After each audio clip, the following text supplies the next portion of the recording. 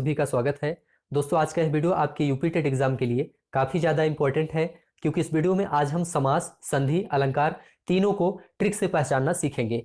तो तीनों को इस वीडियो में हम देखेंगे। आप लोग ध्यान से इस वीडियो को देख लीजिए और एग्जाम से पहले 1 या 2 बार इस वीडियो को जरूर रिवीजन कर लीजिएगा, ताकि समास, संधि, अलंकार से अगर कोई प्रश्न आ जाए, और आता निश्चित रूप से यूपी टेट में प्रश्न इनसे आता है, तीनों चैप्टर से प्रश्न आता है, तो आपका एक भी प्रश्न इसमें से गलत ना हो। ठीक है, तो ट्रिक से पहचानना सीखेंगे, बहुत ही आसान शब्दों में पहचानना सीखेंगे। तो सबसे पहले समास को देखेंगे इसमें हम, उसके बाद संधि को, और सबसे अंत में हम अलंकार को देखेंगे ट्रिक से। ठीक है, तो समास किसे कहते हैं थोड़ा सा देख लेते हैं, इसके बाद आगे बढ़ते हैं। दो या दो से अधिक शब्दों से मिलकर बने हुए एक नवीन एवं सार्थक शब्द को समास कहते हैं। ठीक है, अब जो मुख्य समास हैं और उनके ट्रिक क्या है उनको भी हम अच्छे से समझ लेते हैं। तो पहला है आपके सामने दोस्तों अव्ययी भाव समास। कौन सा समास है? अव्ययी भाव समास है। इसको आप लोग ध्यान से देख लीजिए। जिन शब्दों के प्रारंभ में उपसर्ग लगा होता है, क्या लगा होता है? उपसर्ग, तो वह जो है वह शब्द अव्ययी भाव समास होता है। जैसे कि अगर जो है यथा लगा हो, प्र लगा हो, प्रति लगा हो, निर, अन, भर, अनु, आ, ऐसे शब्द से अगर कोई शब्द प्रारंभ हो रहा है तो समझ जाइए कि वहां पे अव्ययी भाव समास है। जैसे बात करते हैं आमरण की, आमरण में आ उपसर्ग लगा हुआ है, इसका मतलब यह अव्ययी भाव समास है। अनुरूप में अनु उपसर्ग लगा है, इसका मतलब अव्ययी भाव समास है। प्रतिदिन में प्रति लगा है, इसलिए यह आपका अव्ययी भाव समास हो जाएगा। तो इस तरह से आप जो है अव्ययी भाव समास को आसानी से पहचान सकते हैं। ठीक है, चलिए ये आपका क्लियर हो गया दोस्तों। अब हम दूसरा समास देखेंगे। दूसरा क्या है आपका? दूसरा है कर्मधारय समास। थोड़ा सा इसको देखते हैं। जहां एक शब्द दूसरे शब्द की विशेषता बताता है। जैसे देखेंगे महात्मा, महात्मा का मतलब होता है महान आत्मा। आत्मा कैसा है? महान है। महान क्या है? यह विशेषता बता रहा है आत्मा की। ठीक है, तो इसका मतलब ये कर्मधारय हो गया। नील गाय की बात करते हैं, नीली है गाय, गाय कैसी है? नीली है। तो नीला क्या है? एक विशेषण है, मतलब कि ये विशेषता बता रहा है। तो जहां पर एक शब्द दूसरे की विशेषता बताए वहां पर कर्मधारय समास होगा। तो ये जो है कर्मधारय समास की ट्रिक है दोस्तों। इसको ध्यान से आप लोग देख लीजिए, वीडियो को अच्छे से रिवाइज कर लीजिए। एक एक चीज चाहे तो आप नोट कर सकते हैं, आपके एग्जाम के लिए काफी ज्यादा इंपॉर्टेंट चीजें हैं दोस्तों। ठीक है, तत्पुरुष समास अब हम देखेंगे। जिन शब्दों के बीच में विग्रह करने पर का, की, को, के, लिए, में पर ऐसे शब्द आ जाएं तो वहां पर तत्पुरुष समास होता है। जैसे देखेंगे हम गंगा जल, गंगा जल का मतलब होता है गंगा का जल, का बीच में आ गया, तत्पुरुष समास हो गया। मार्ग व्यय की बात करते हैं, मार्ग के लिए व्यय, के लिए आ गया, तत्पुरुष समास हो गया। मतलब कि बीच में कोई कारक चिन्ह आ जाए। कारक चिन्ह कौन होते हैं? का होता है, की, को, के, लिए, में पर, ये सब कारक चिन्ह है। ठीक है, रसोई घर की बात करते हैं तो रसोई का घर या रसोई के लिए घर, तो ये जो है आपका तत्पुरुष समास हो गया। तो इस तरह से हम तत्पुरुष समास को आसानी से पहचान सकते हैं। ठीक है, यह भी दोस्तों आपका क्लियर हो गया। अब एक और देख लेते हैं। अगला क्या है हमारा? द्विगु समास है दोस्तों। जिस समास में पहला पद संख्यावाची हो, ये तो आप जानते होंगे। जैसे कि चौराहा, चार राहों का समाहार, चौ का मतलब चार, और चार ये संख्यावाची है, इसलिए आपका द्विगु समास हो गया। शताब्दी में आप देखेंगे सत जो है संख्यावाची है, सत का मतलब 100 होता है, इसका मतलब यह भी आपका द्विगु समास हो गया। तो इस तरह से हम द्विगु समास को आसानी से पहचान सकते हैं। ठीक है, द्वंद्व समास अब हम देखेंगे। द्वंद्व समास में दोस्तों देखिए थोड़ा सा टाइपिंग एरर है इसमें, लेकिन ध्यान से देख लीजिए। जिस समास में योजक चिन्ह लगा हो और विग्रह करने पर और शब्द आ जाए तो वहां पर द्वंद्व समास होता है।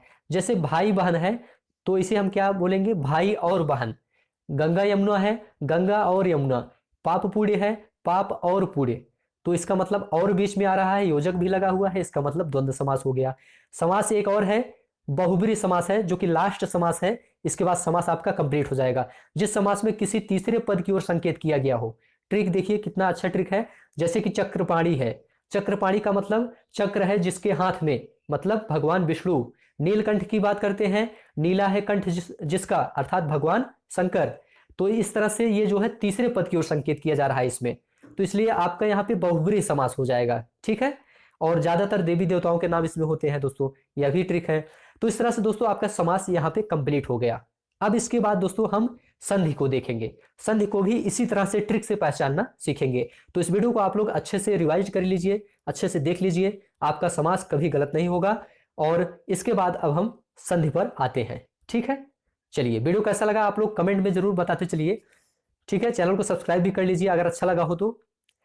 अब नेक्स्ट है संधि। संधि को अच्छे से देख लीजिए। दो निकटवर्ती वर्णों के मेल से जो विकार उत्पन्न होता है उसे हम संधि कहते हैं। कितने प्रकार के होते हैं? 3 प्रकार के होते हैं, स्वर संधि, व्यंजन संधि, विसर्ग संधि। ठीक है, अब हम इनका जो है ट्रिक देखेंगे। स्वर संधि में जितने भेद हैं उनका एक एक ट्रिक देखेंगे, उसके बाद लास्ट में व्यंजन और विसर्ग को देखेंगे। ठीक है, तो चलिए ध्यान से देख लीजिए, काफी ज्यादा इंपॉर्टेंट चीजें चल रही हैं यहाँ पे। If you can't find a way to make money while you sleep, you will have to work till you die. This is one of my favorite Warren Buffett quotes. Hi, this is Varun Malhotra, and in the last 10 years, we have impacted lives of more than 7 lakh investors through our flagship financial literacy awareness program. But being an investor myself for the last 21 years, as an alumnus of IIM Ahmedabad and Washington University, and having completed my CFA and CMT, मैंने ये realise किया है कि लोग stock market में 3 reasons के वजह से कभी इन्वेस्ट नहीं करते। एक, उनको लगता है इसमें बहुत टाइम देना पड़ेगा, दूसरा उनको लगता है कि शायद इसमें बहुत नॉलेज रिक्वायर्ड है, और तीसरा उन्हें लगता है ये बहुत रिस्की है। But what if I tell you that there is an approach to investing that requires nearly zero time, zero knowledge, and even the risk of investing can be brought down significantly lower. So if you are one of those who would like to learn how to invest in stock markets, even if you have zero time, zero knowledge, and you want to learn how to bring down the risk significantly lower, I would like to tell you that we are conducting a live webinar this weekend. And to know the date and time of the webinar, you can click somewhere around the video. But since it's a live session, the seats are limited, so I would request you to click on the button now, fill in the details, and I'll see you in the session.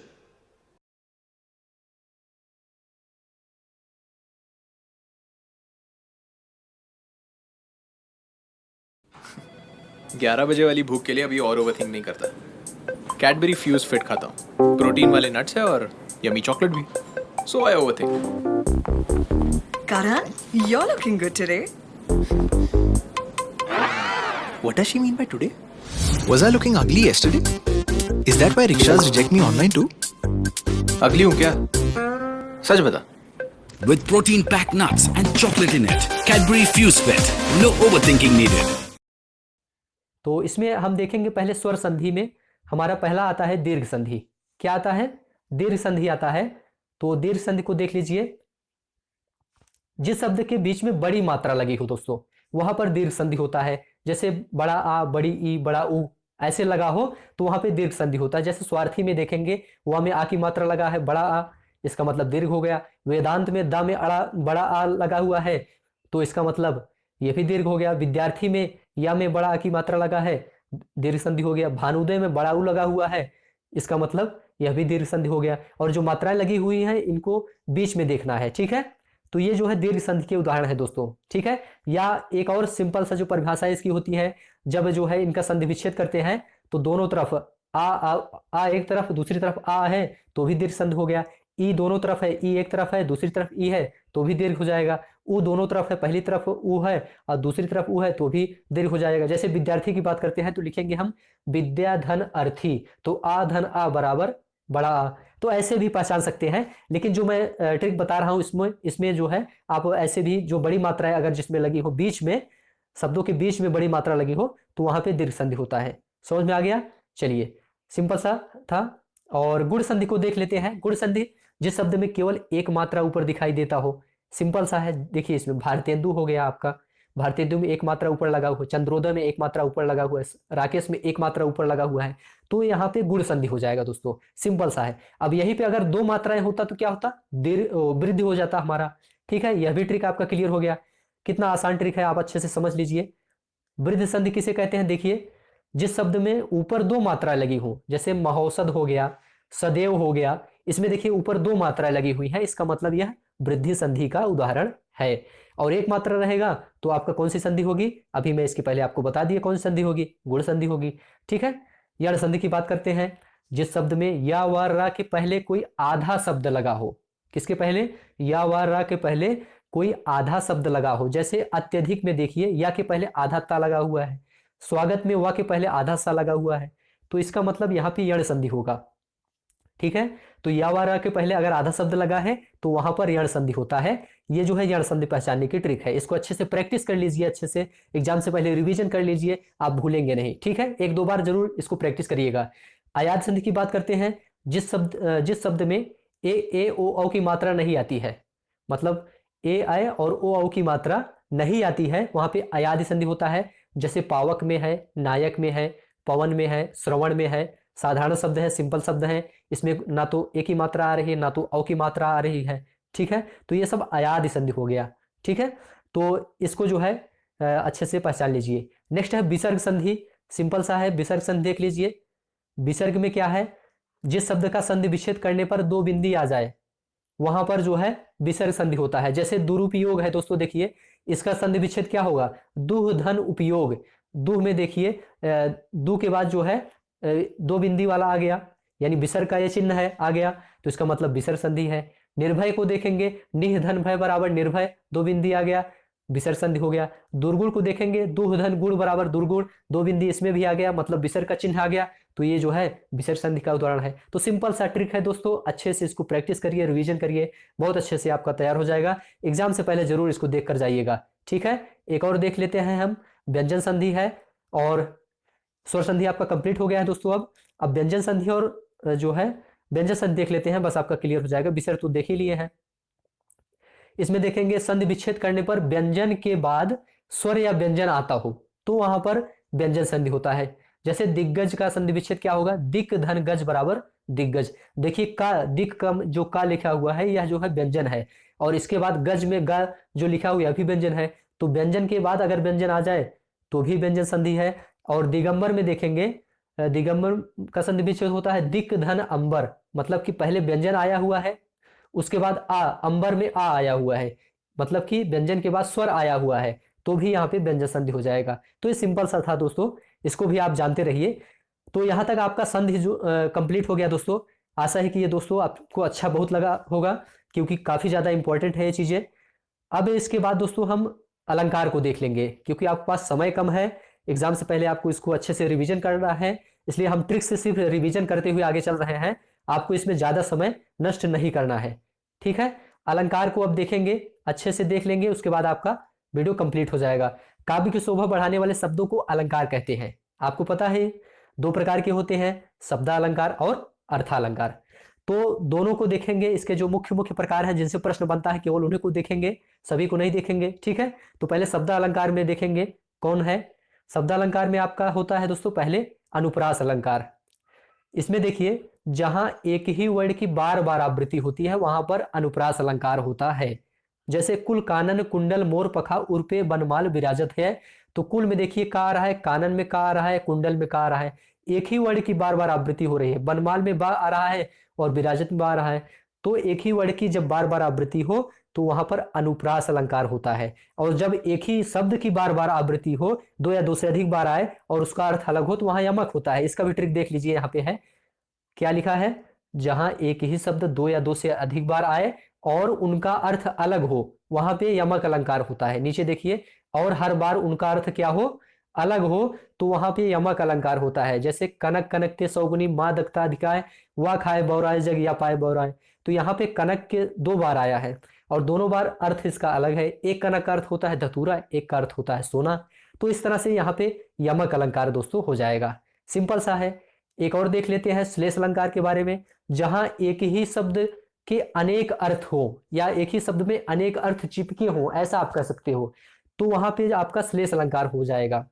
चरण धर चिंता करत फिर चितवत चहुओर, सुवरन को ढूंढत फिरत कभी व्यभिचारी चोर। यहाँ जो सुवरन लिखा हुआ है दोस्तों, इसके तीन तीन अर्थ होते हैं। तीन अर्थ में कवि जो है अच्छे शब्द के रूप में सुवरन को देखेगा, व्यभिचारी अच्छे रूप रंग के रूप में देखेगा, चोर स्वर्ण के रूप में देखेगा सुवरन को। तो सुवरन के यहाँ पे तीन अर्थ निकल के आ रहे हैं, इसका मतलब यहाँ पे श्लेष अलंकार हो जाएगा। तो शब्दालंकार कंप्लीट हो गया। अर्थालंकार में कुछ मुख्य है, उनको हम देख लेते हैं। अर्थालंकार में आपका पहला क्या है, उपमा अलंकार।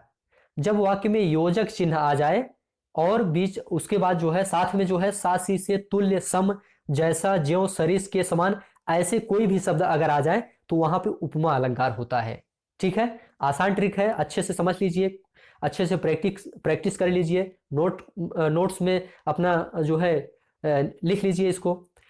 काम सा रूप प्रताप दिनेश सा, सोम सा सील है राम महीप का। इसमें देखेंगे बीच में जो है योजक भी लगा हुआ है, सा भी आया है, सा भी आया है, योजक भी लगा हुआ है। तो सा सी से तुल्य सम ऐसे शब्द अगर आ जाए और योजक भी लगा हो तो वहां पे क्या होगा, उपमा अलंकार होता है। इसको आप जानते रहिएगा। रूपक अलंकार भी ऐसे ही है। इसमें देखेंगे जब केवल योजक चिन्ह आए, उसके साथ सा सी से ऐसे शब्द ना आए तो वहां पे रूपक अलंकार हो जाएगा। मन सागर मनसा लहरी, बूढ़े बहे अनेक, सस्य मुख पर घूंघट डाले अंचल में दीप छिपाए। इसमें आप देखेंगे मन सागर, देखिए बीच में योजक चिन्ह लगा हुआ है, इसका मतलब यहाँ पे रूपक अलंकार है और यहाँ पे सा सी से इन सब का प्रयोग यहाँ पे नहीं किया गया है, इसलिए यहाँ पे रूपक अलंकार हो जाएगा। ठीक है, तो यह भी एक ट्रिक है पहचानने की। इसको आप लोग रिवाइज कर लीजिएगा, रिवीजन कर लीजिएगा, जरूर काम आएगा आपके एग्जाम में यह। उत्प्रेक्षा अलंकार अगर आपसे पूछा जाएगा तो आप कैसे इसको पहचानेंगे, आप देखेंगे जिस वाक्य में मनु मानो मनो मनहु जानो जनहु ऐसे शब्द आ जाएं तो वहां पर आपका क्या होगा, उत्प्रेक्षा अलंकार होगा। दोस्तों वीडियो आपको अच्छा लगा हो तो चैनल को सब्सक्राइब जरूर कर लीजिए, वीडियो को शेयर करिए। एग्जाम से पहले इसको 1-2 बार जरूर रिवीजन कर लीजिएगा, प्रैक्टिस कर लीजिएगा, नोट्स में अपने लिख लीजिएगा, कॉपी में लिख लीजिएगा ताकि ये जो है तैयार हो जाए। ठीक है।